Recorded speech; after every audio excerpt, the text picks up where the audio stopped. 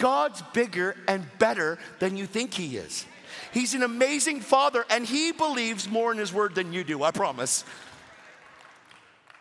That's awesome.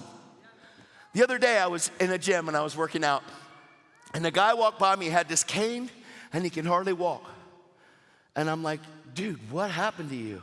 And he said, years ago, he got really injured, and he has all this metal inside.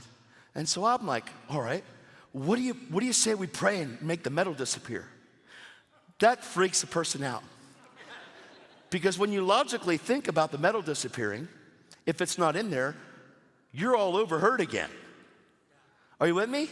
The metal's there to put stuff back together, and if God removes the metal that's in there, so he like dared to oblige me.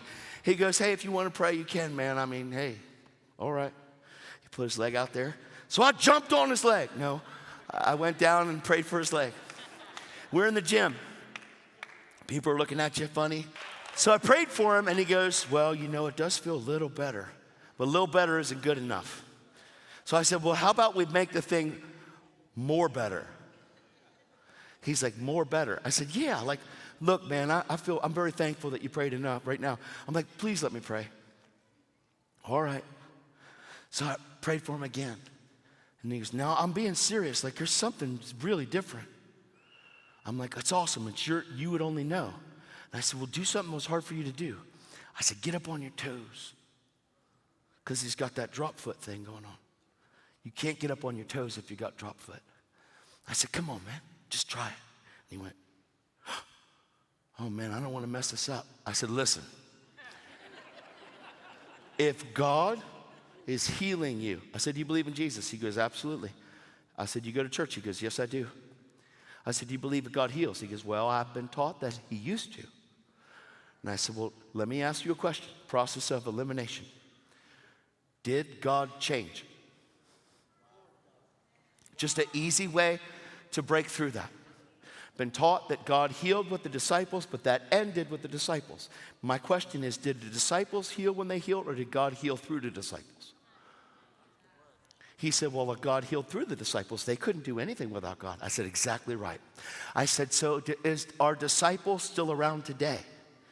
Well, not the original. I said, yeah, but did Jesus say, go into all the world and make disciples of all nations?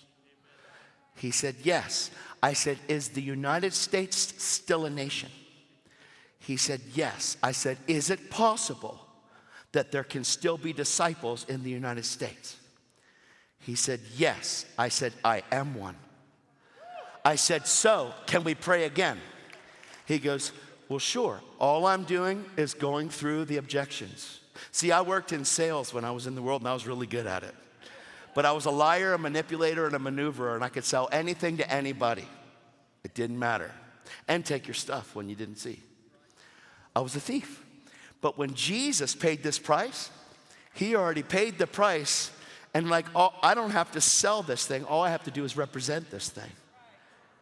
You have become right with God because of what Jesus did. You can't add to it. You can't take away from that.